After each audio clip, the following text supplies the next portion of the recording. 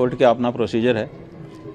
Court के procedure के अनुसार जो शिकायत आई है उसका निस्तारण करने के लिए उसको दर्ज कर लिया होगा। दर्ज करने के बाद क्या करेंगे? जांच करेंगे, गवाही साखी लेंगे, यही न्यायालय की प्रक्रिया होती है। तो जो बनावटी चीज़ उनके सामने लाई गई है, हम लोगों ने उसकी बनावटी होने के बारे में कोर्ट को बता दिया है। जो पॉक्सो एक्ट की धारा 22 है उसमें ये प्रावधान है कि अगर कोई बनावटी केस लेकर के आता है तो आप जा सकते हो कोर्ट में। तो हम लोग जा कर के वहाँ बता चुके हैं।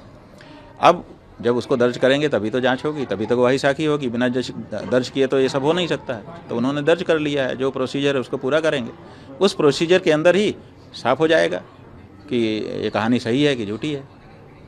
गुरुजी, जिन्होंने ये आपके ऊपर आरोप लगाए उनके आपराधिक कुछ मामले हैं? ऐसा है कि जो आशुतोष नाम के व्यक्ति हैं उनका हिस्ट्री शीटर के रूप में नाम शामली ज़िले के कांधला थाना, उत्तर प्रदेश का शामली ज़िला है, उसका कांधला थाना है, उसमें दर्ज है।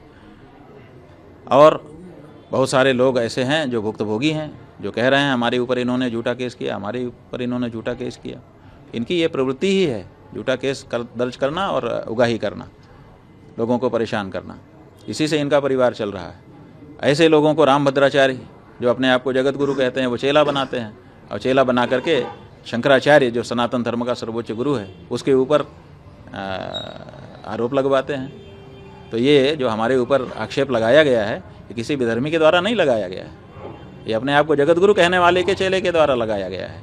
इसका मतलब क्या है? इसका मतलब है कि हिंदू सनातन धर्म को अब विधर्मियों से इस समय खतरा नहीं है। अंदर के ही लोग हैं जो हिंदू धर्म को समाप्त करना चाहते हैं, शंकराचार्य संस्था को नष्ट करना चाहते हैं।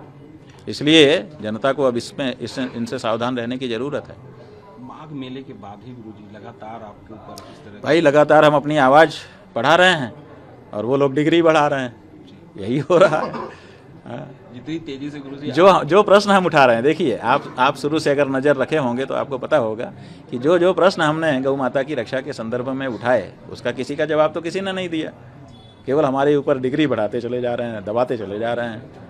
ये हो रहा है। ये क्या तरीका है? अरे हम शंकराचार्य हैं कि नहीं हैं, ये प्रश्न ही क्या था? अगर हम शंकराचार्य नहीं भी हैं, सन्यासी हैं, सन्यासी भी नहीं हैं, भारत के नागरिक तो हैं, क्या भारत के नागरिक को, एक हिंदू को गौ माता की रक्षा की आवाज़ नहीं उठाना चाहिए? तो हम उठा रहे हैं।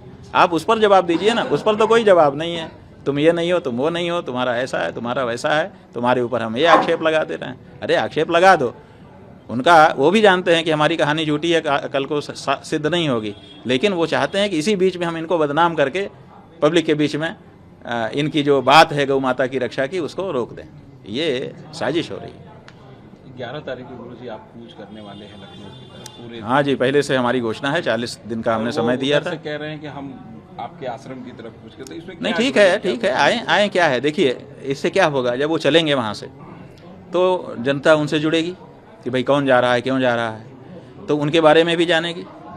तो जब वो देखेगी कि एक हिस्ट्री शीटर साधु महात्मा का भेष बना के चल रहा है तो जनता जागरूक हो जाएगी कि अरे ये तो हिस्ट्री शीटर है, यही कालनेमी है, अंदर से कुछ और है, बाहर से कुछ और दिखा रहा है। तो इससे तो जागरूकता ही फैलेगी।